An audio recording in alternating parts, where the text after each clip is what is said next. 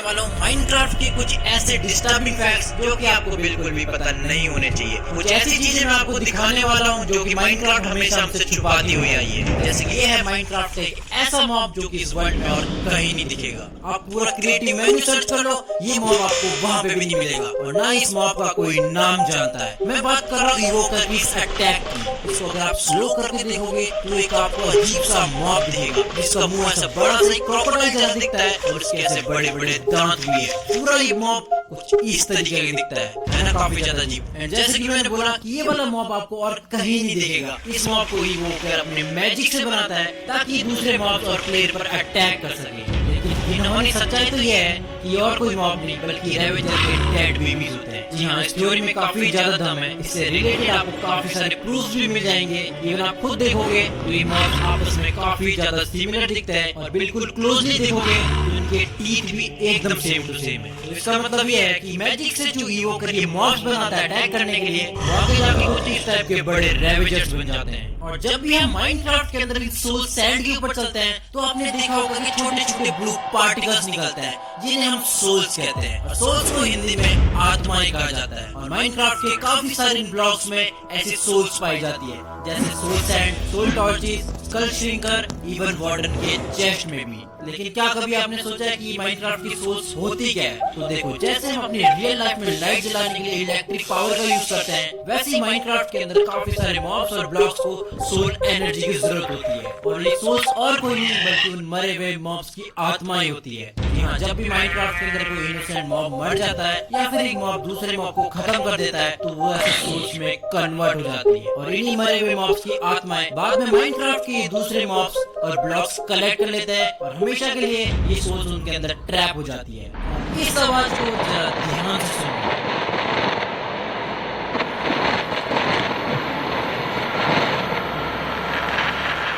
इस आवाज में आपने ये सुना होगा कि एंडरमैन बहुत ज्यादा गुस्सा हो रखा है जब हम उसको स्टेयर करते हैं। लेकिन ये चीज हमने आज तक नहीं सोची है कि क्यों एंडरमैन बहुत ज्यादा गुस्सा हो जाता है जब हम लोग उसको स्टेयर करते हैं। भले ही आप एंडरमैन के पास चले जाओ, कोई मॉब इसके पास चले जाता है, ये कुछ भी नहीं कहता है, लेकिन जैसे आप इसकी आंखों में देखते हो ये पागलों की तरह गुस्सा हो जाता है।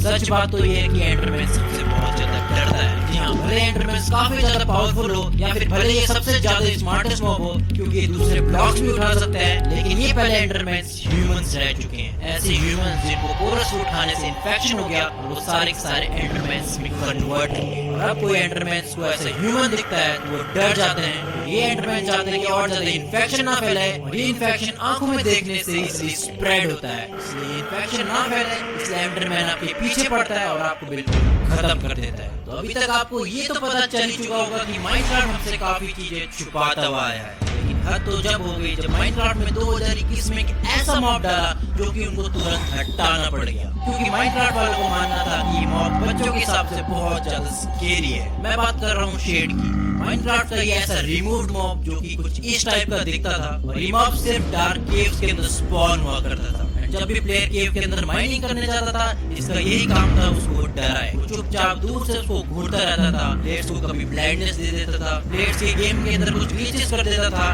एंड अगर प्लेयर उसके आसपास घूमता है तो उसको कुछ ऐसी आवाजें सुनाई देती।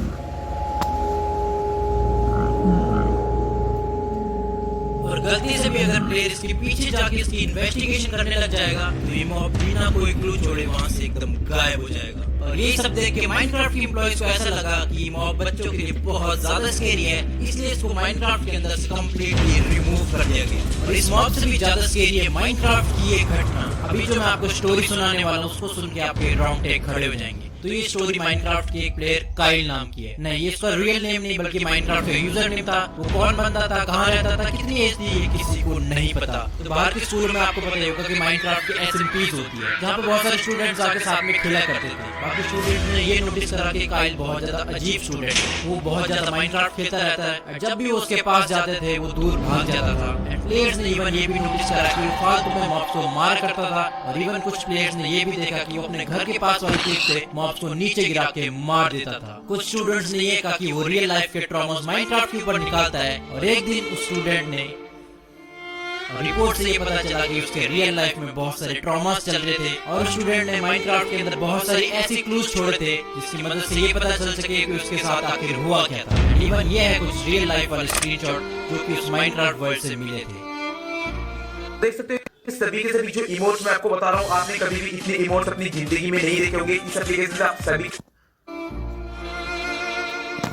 माइनक्राफ्ट के इस वार्डन को जब भी हम खत्म करते हैं तो ये स्कल कैटलिस्ट ड्रॉप करता है। ये माइनक्राफ्ट का one of the most deadliest block है। और ऐसा मैं क्यों कह रहा हूँ, क्योंकि ये ब्लॉक लिटरली सोल्स को कलेक्ट करता है। इस ब्लॉक के आसपास अगर आप कोई भी मॉब को खत्म करते हो तो उसकी सोल्स इसके अंदर समा जाती है। लेकिन क्या कभी आपने सोचा है कि इसको ये सोल्स कलेक्ट करने की क्या जरूरत पड़ रही है? ये ब्लॉक धीरे धीरे माइनक्राफ्ट के अंदर फैलता रहता है और सोल्स हमेशा कलेक्ट करता रहता है। लेकिन सबसे बड़ा सवाल किसके लिए? तो देखो, जैसे कि मैंने बोला, स्कल कैटलिस्ट हमें एक वार्डन से मिलता है और ये चीज साफ क्लियर है कि वार्डन और सोल्स का बहुत तगड़ा कुछ कनेक्शन है। और क्या पता स्कल कैटलिस्ट से सोल्स वार्डन के लिए कलेक्ट कर रहा हूँ। लेकिन आप सोचो कि वार्डन तो मर चुका है, लेकिन मेरे हिसाब से ऐसा कुछ भी नहीं है। वार्डन माइनक्राफ्ट के अंदर कभी भी नहीं मरता है। जब भी हम उसको मारते हैं वो एक स्कल कैटलिस्ट में चेंज हो जाता है, जो कि धीरे धीरे इस वर्ल्ड में से सोल्स कलेक्ट करता रहता है और वापस से जिंदा होने का ट्राई करता है। इसका मतलब ये है, जो भी आप माइनक्राफ्ट के अंदर स्कल कैटलिस्ट देखते हो वो पहले कभी ना कभी वार्डन रह चुका है। और जब आप इस ब्लॉक को पूरा डिस्ट्रॉय कर देते हो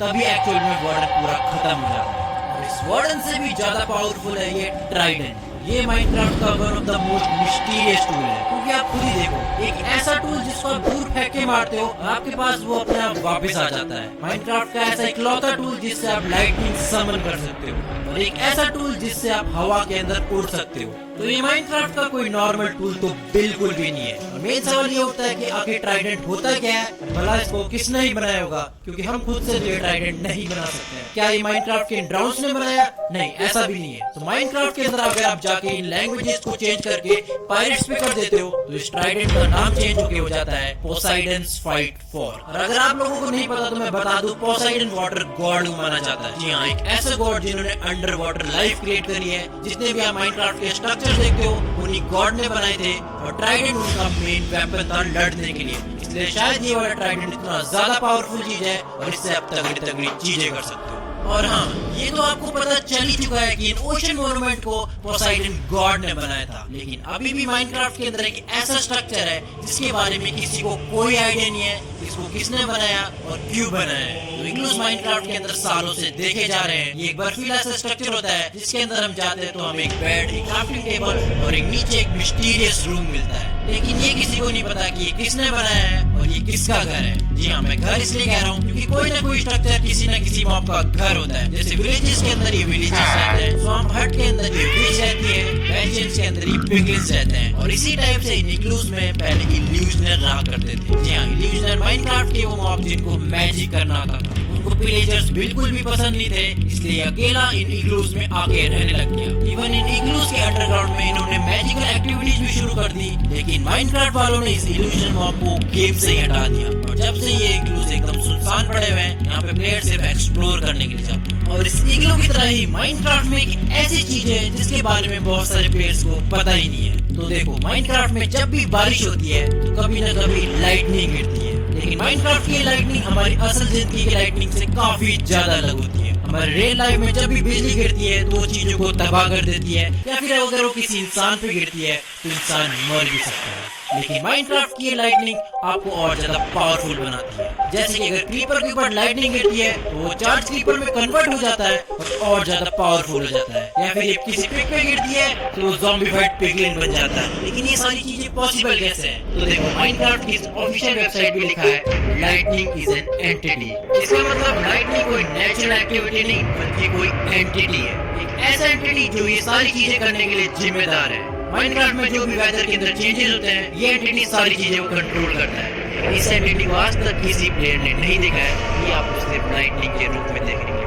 अगर आपने इस वीडियो को यहाँ तक देख लिया है तो इस चैनल को आपको सब्सक्राइब करना तो बनता ही है, क्योंकि आने वाले टाइम पे इस चैनल पे मैं माइनक्राफ्ट की ऐसी वीडियोस डालने वाला हूँ जिनको देख के आपके होश उड़ जाएंगे। तो आने वाली इन वीडियोस को अगर आपको मिस आउट नहीं करना है तो फटाफट से जाके आपको सब्सक्राइब करना चाहिए। और हाँ, फिलहाल इस वीडियो को कंटिन्यू करते हैं। और क्या ये छोटा सा दिखने वाला मशरूम माइनक्राफ्ट के इस वर्ल्ड को पूरा खराब कर सकता है? जी हाँ, यहाँ बात हो रही है इस इन्फेक्टेड ब्राउन मशरूम के बारे में। भले ये दिखने में आपको बिल्कुल छोटा सा एक मशरूम लग रहा हो, लेकिन इसी की वजह से माइनक्राफ्ट के अंदर ये बड़े बड़े से मशरूम आइलैंड्स बन पाए हैं। जी हाँ, जैसे कि आपको पता ही होगा हमारी आम दुनिया में भी मशरूम काफी ज्यादा खतरनाक होते हैं। वैसे ही जब पहली बार माइनक्राफ्ट में इस ब्राउन मशरूम ने जन्म लिया तो धीरे धीरे आसपास की सारी चीजों को खाने लग जाता है। वो आसपास के सारे ब्लॉक्स को धीरे धीरे इन्फेक्ट करने लग जाता है। जितने भी आसपास हरे भरे पेड़ होता है उनको खाने लग जाता है और वहाँ पे जितने भी मॉब्स घूम रहे होते हैं उनमें से काफी सारे मॉब्स मर जाते हैं और जो मॉब्स वहाँ पे सर्वाइव करते हैं वो पूरे यहाँ पे चेंज हो जाते हैं। धीरे धीरे करके इस मशरूम का इन्फेक्शन पूरे आइलैंड पे फैल जाता है। तो आज माइनक्राफ्ट के अंदर मशरूम आइलैंड से जानते हैं जो कि हमारे इस नॉर्मल वर्ल्ड से काफी ज्यादा दूर पाया जाता है। यहाँ पे अजीब से दिखने वाले इन्फेक्टेड मॉब्स होते हैं। ये बड़े बड़े से मशरूम के ट्रीज होते हैं। पूरी की पूरी जमीन यहाँ पे जली होती है। ये आइलैंड्स इतने ज्यादा इन्फेक्टेड और इतने ज्यादा खराब होते हैं कि यहाँ पे कोई दूसरा मॉब कभी जन्म ही नहीं ले पाएगा। तो ये है माइनक्राफ्ट की कुछ पेंटिंग्स जिनको हम लोग माइनक्राफ्ट के अंदर डेकोरेशन के लिए यूज करते हैं। और माइनक्राफ्ट के अंदर अभी फिलहाल 26 पेंटिंग्स हैं।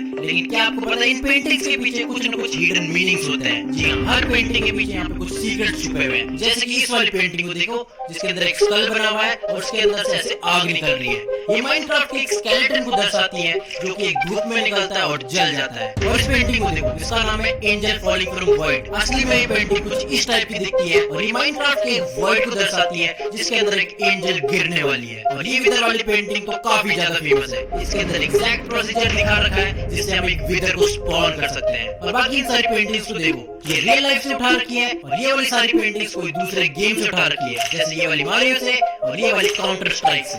माइनक्राफ्ट की स्ट्रॉन्ग होल्ड के बारे में तो आपको जरूर पता होगा। हमें अगर एंड डायमेंशन में जाना होता है तो पहले हमें स्ट्रॉन्ग होल्ड ढूंढना ही पड़ता है। और ये स्ट्रॉन्ग होल्ड वैसे तो यार काफी ज्यादा बड़े होते हैं। यहाँ पे काफी सारी चीजें होती है, काफी सारे रूम होते हैं, लेकिन इस स्ट्रक्चर पे आपने कभी भी ध्यान नहीं दिया होगा। जी हाँ, वैसे तो दिखने में आपको ये 4D वाला कमरा लग रहा, लेकिन एक्चुअल में ये एक म्यूजिक डिस्क जनरेटर है। जी हाँ, ये तो आपको पता ही होगा। जैसे एक स्केलेटन क्रीपर को एरो मारती है तो वो हमें एक म्यूजिक डिस्क देता है और ये स्ट्रक्चर कुछ उसी के लिए बना रखा है। यहाँ अगर आप ऊपर देखो तो काफी सारे क्रीपर यहाँ पे स्पॉन हो सकते हैं और वहाँ से इनको बीच में लाया जा सकता है। और सामने से कोई स्केलेटन हमें हिट करने का ट्राई करता है तो हमें यहाँ पे म्यूजिक डिस्क मिलती है। लेकिन स्ट्रॉन्ग होल्ड में म्यूजिक डिस्क की क्या जरूरत, ये सोच रहे होंगे ना। तो देखो कुछ लोगों का ये कहना है कि माइनक्राफ्ट के अंदर पहले एक ऐसी म्यूजिक डिस्क थी जिसको हम एंड डायमेंशन में ले जाकर बजाते थे तो वो एंड ड्रैगन को कंट्रोल कर लेती थी। अब इस बात में कितनी सच्चाई है वो तो मेरे को भी नहीं पता, लेकिन आपको क्या कहना है मेरे को कमेंट्स में जरूर बताना। और आप जाते हुए इस वाले वीडियो को भी देख सकते हो। इसमें मैंने माइनक्राफ्ट के कुछ ऐसे फैक्ट्स बताए जो कि आपको घंटा पता होंगे। मेरी शर्त है जाके देखो।